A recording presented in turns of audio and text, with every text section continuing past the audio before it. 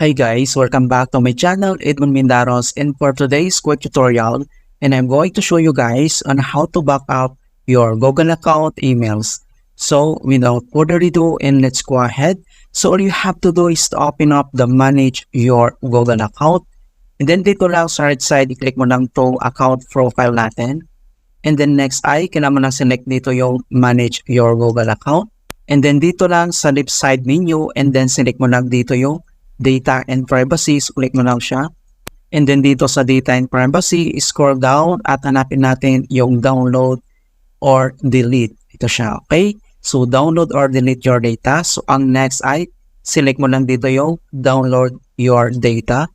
And then dito sa download your data, so select data to include. Okay, so select ka lang dito kung anong gusto mong data na ma-include. Alright? So, ang next ay, i-deselect lang natin to. So, click yung deselect all. And then, hanapin natin dito yung mail. Okay, so scroll lang tayo pababa. Scroll down.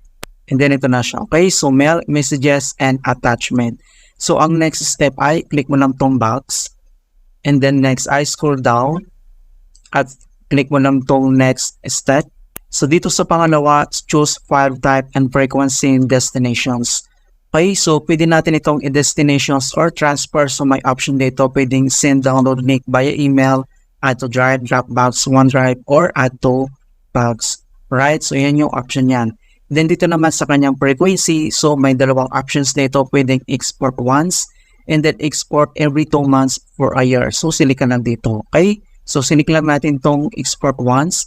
And then dito naman sa kanyang file tab, so may dalawang options dito, pwedeng .zip, and then pwedeng .pgs, right?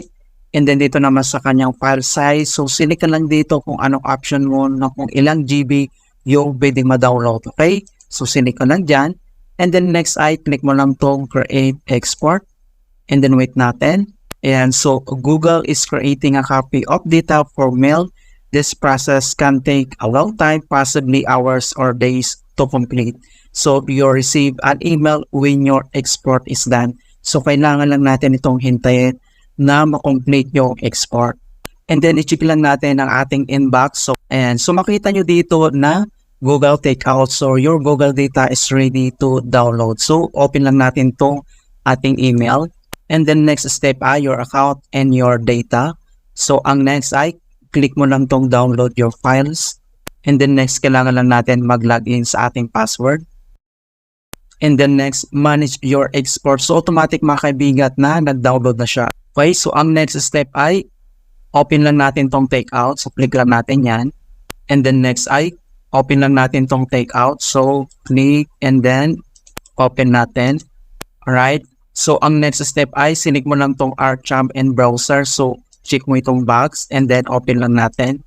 Ayan. So makita mo dito na mail one file and then next ay scroll lang tayo pababa, and then dito sa you're in control of your data and mail. So click mo lang tong review your data. So pwede mong i-review your mailbox in Gmail. Okay, so click mo lang yan. And then ganun lang po kasimple. Alright? So ganun lang po kung paano tayo mag-download and back up yung all Gmail emails. Okay, so please don't forget to like this video, subscribe to my channel for more quality content. Thank you guys, and see you in my next tutorial.